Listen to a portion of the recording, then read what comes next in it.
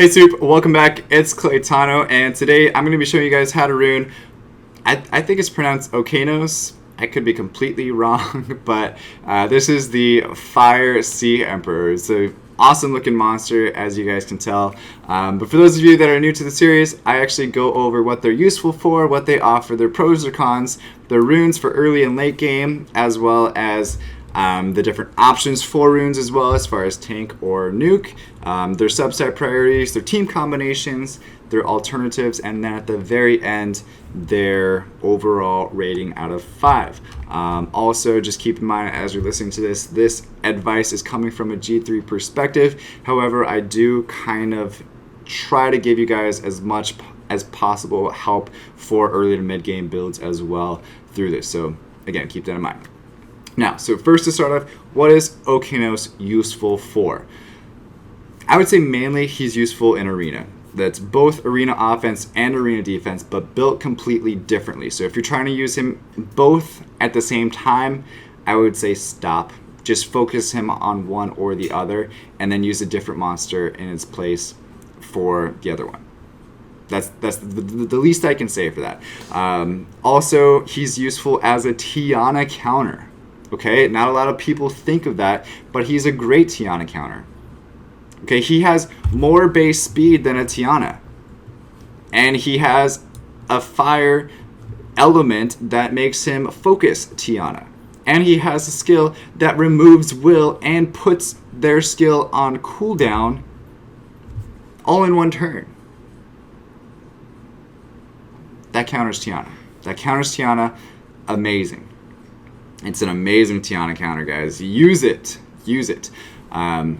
Also, it counters Perna, Theomars, anything that has a skill that revives them. It puts their skills on cooldown. Okay, that's it. What does it offer? It offers skill cooldown reset. We just talked about that. That's great. That's his second skill right here. Skill cooldown reset. It also offers an AoE stun and a single target buff remover if we switch back over to this one. And then also just whatever beneficial effect that you might have on yourself, it's just going to put it right back to him.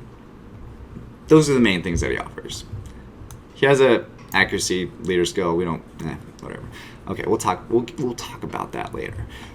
For his pros, he has high base defense for an attack monster. Look at that, 659. That's crazy.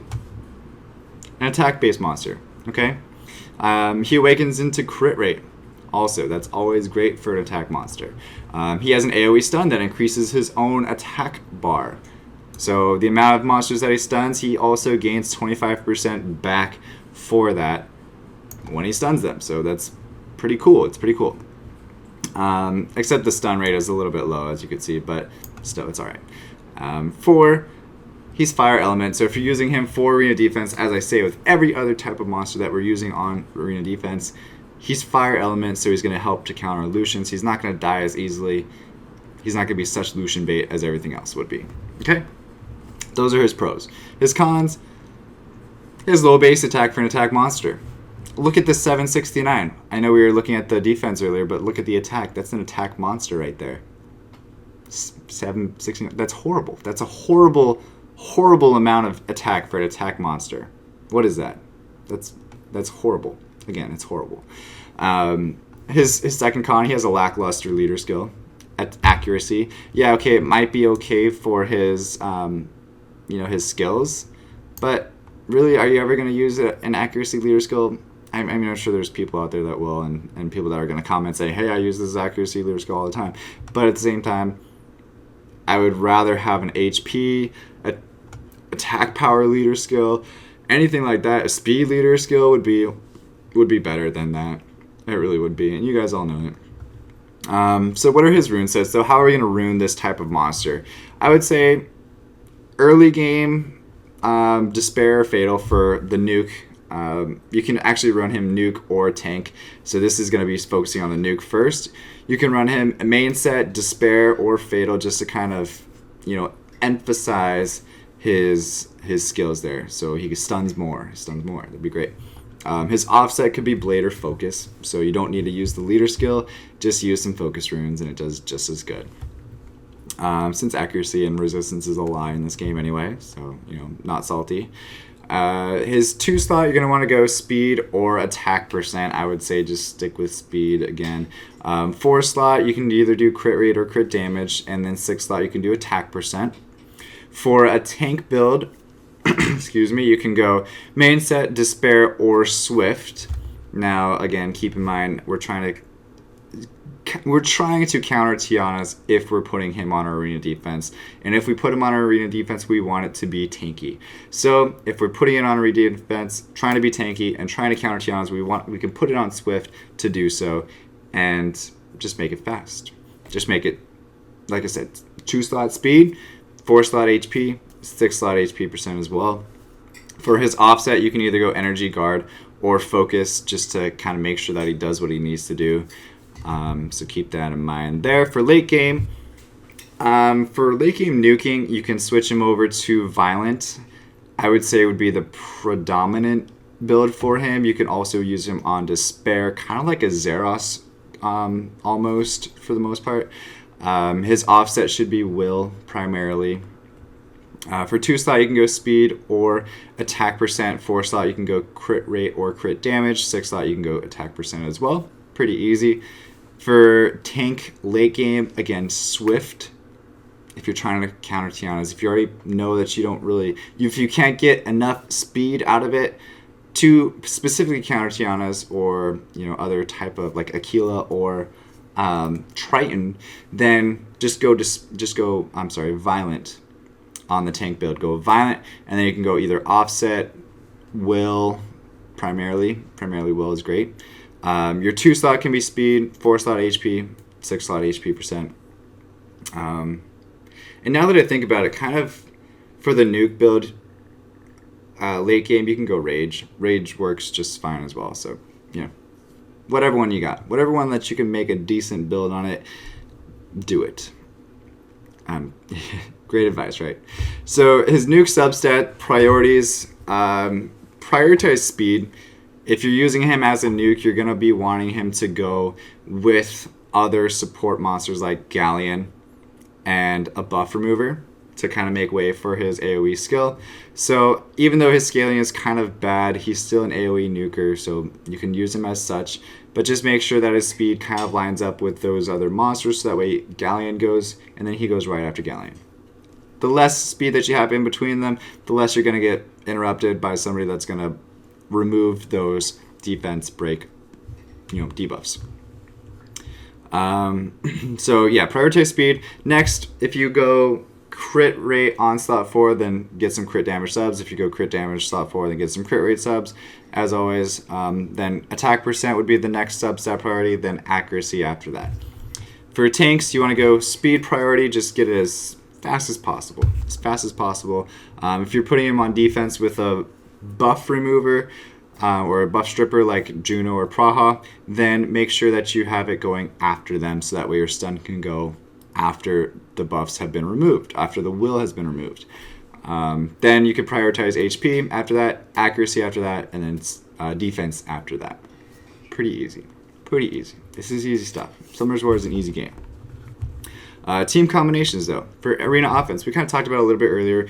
Galleon plus a buff remover plus another nuker. So you have 2 nukes plus Galleon plus a buff remover going in opposite order. So the buff remover goes, Galleon goes, then the 2 nukes go. If you know that they don't have will, then add another nuker. Get rid of the buff stripper, and then just do 3 nukes. Put them all on will, put them all on shield. Well, not all of them on shield, just have one of them on shield. And then have everybody else on will, and you're good to go. That's my AO. Look at my arena offense videos. Arena defense videos and why they work. You'll see my arena offense in there. And it's will, shield, everything. Everything's good. For arena defense, it's good with an immunity buffer like Chloe or Villadul or Beta. The reason why is because if you use your second skill and you reset the Tiana, if you reset the Tiana and then you don't have any will runes that the Tiana needs to remove, or you don't have any immunity that the Tiana needs to remove, what was the point of resetting the Tiana? Because they're still going to get their entire combo off against you. They're going to go Galleon, and then they're going to have 2 nukes against you. So it's it kind of goes hand in hand. If you're going to be trying to counter Tiana, you got to put a immunity buffer right after you.